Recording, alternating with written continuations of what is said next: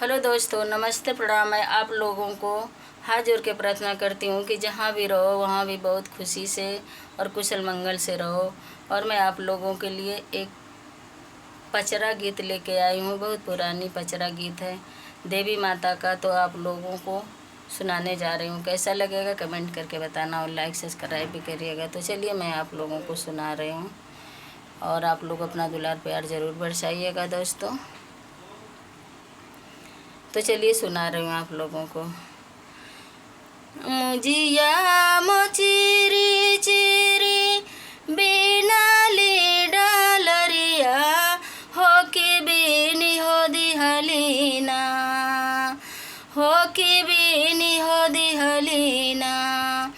एक हंसा एक मोरवा हो के बीनी हो दिहलीना। एक हंसा एक मोरवा हो के बीनी हो दिहलीना। या बही डलरिया हम बिना हूँ न पवली हो कि उड़ी हो गई लेना, हो कि उड़ी हो गई लेना। एक हंसा एक मोरवा हो कि उड़ी हो गई लेना। एक हंसा एक मोरवा हो कि उड़ी हो गई लेना। रहिया के चल तब टोहिया ही तब भैया हो कि कतहूँ देखलाना, हो कि कतहूँ देखलाना।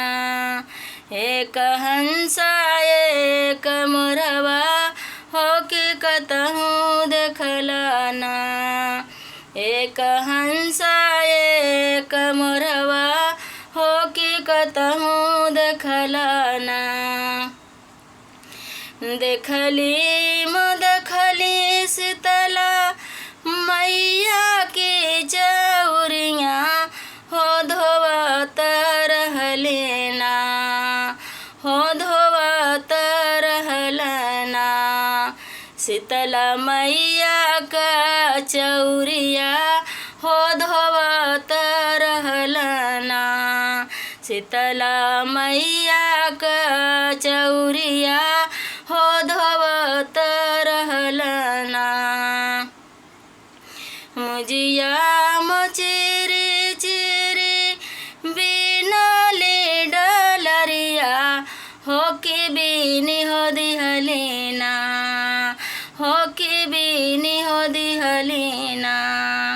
एक हंसा एक मोरवा हो कि बीनी हो दिहलीना।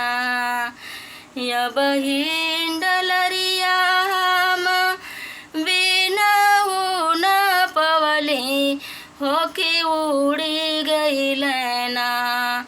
एक हंसा एक मोरवा हो कि उड़ी हो गई लेना। एक हंसा एक मोरवा हो कि उड़ी हो गई लेना। रहिया के चल तब टोहिया ही तब भैया हो कि कतहूँ देखलाना, हो कि कतहूँ देखलाना। एक हंसा एक मोरवा हो कि कतहूँ देखलाना। एक हंसा एक मोरवा हो कि कतहूँ देखलाना।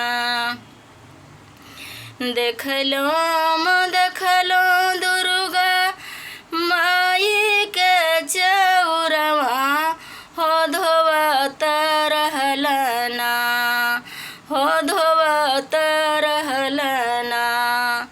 दुर्गा मैया का चरनिया हो धोवत रहलना। दुर्गा मैया का चरनिया हो धोवत रहलना।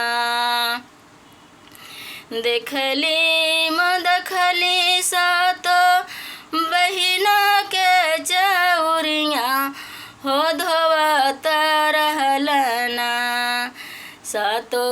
बहिना क चुनरिया हो धोवत रहलना। सातो बहिना क चौरिया हो धोवत रहलना।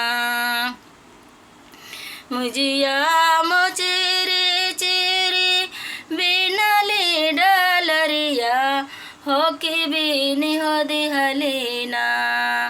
हो कि बीनी हो दिहलीना। एक हंसा एक मोरवा हो कि बीनी हो दिहलीना। एक हंसा एक मोरवा हो कि बीनी हो दिहलीना। या बहिन डलरिया हम बिनहु न पवली हो कि उड़ी गईले ना। हो कि उड़ी गईले ना। एक हंसा एक मोरवा हो कि उड़ी गईले ना। एक हंसा एक मोरवा हो कि उड़ी गईले ना। रहिया के चला तब रहिया ही त भैया हो कि कतहूँ देखला ना। हो कि कतहूँ देखला ना। एक हंसा एक मोरवा हो कि कतहूँ देखला ना। एक हंसा एक मोरवा हो कि कतहूँ देखला ना। देखली देखली काली मैया के चौरिया हो धोवत रहलना। हो पूजत रहलना। काली मैया का चरनिया हो पूजत रहलना। काली मैया का चौरिया हो पूजत रहलना।